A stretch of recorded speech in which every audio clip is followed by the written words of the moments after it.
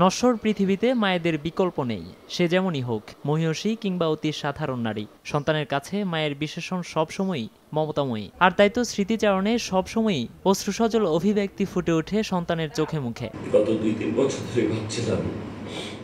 প্রয়াত সাবেক রাষ্ট্রপতি জিল্লুর রহমানের স্ত্রী আইভি রহমান স্মরণে আয়োজিত অনুষ্ঠানে তেমনই এক দৃশ্যের অবতারণা। পুত্র নাজমুল হাসান পাপনের আলাদা পরিচয় আছে, সংসদ সদস্য কিংবা বাংলাদেশ ক্রিকেট বোর্ডের সভাপতি।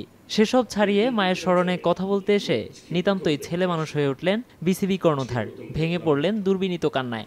কারণ আম্মা মানে আমাদের পরিবারের বাইরে দুটো জিনিসই জানতাম, মহিলা সমিতি আর অন্তঃকল্যাণ সমিতি। পরে গণমাধ্যমের মুখোমুখি হয়েও নিজের সমস্ত পরিচয়কে ঠেলে দিলেন মায়ের প্রতি। আজকে আমি যাই হই না কেন, এ ব্যাপারে তো কোনো সন্দেহ নেই যে এটা আমার বাবা মার জন্যই আমি আজকে এই পর্যন্ত আসতে পেরেছি। আমার আম্মা সবসময় যে কোনো মায়ের মতোই হয়তো চিন্তা করতো, বলতো, ভাবতো যে ছেলে বড় হবে, ভালো কিছু করবে। আজকে এই দিনে আসলে সেই জন্যই সবচেয়ে কষ্ট লাগে যে এখন যে জায়গায় এসেছি, যাই করছি, এটাতে করে যেই মানুষটা সবচেয়ে বেশি খুশি হতো সেই তো আজকে আমাদের মাঝে নেই।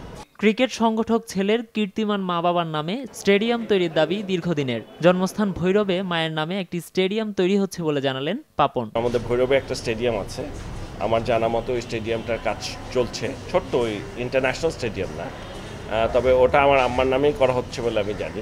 এদিকে প্রায় 5 বছর বিসিবির সভাপতির দায়িত্ব পালন করছেন পাপন।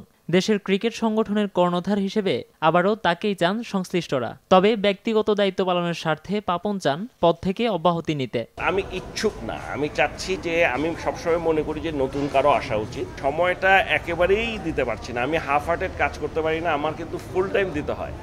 ক্রিকেটটা নিয়ে এত বেশি সময় চলে যাচ্ছে যে আমি অন্যান্য আর যা যা আছে কিছুই করতে পারছি না। নোমান আব্দুল্লাহ, সময় সংবাদ, ঢাকা। দরকার যেটা নাকি আমি একদমই সময় দিতে পারছি না।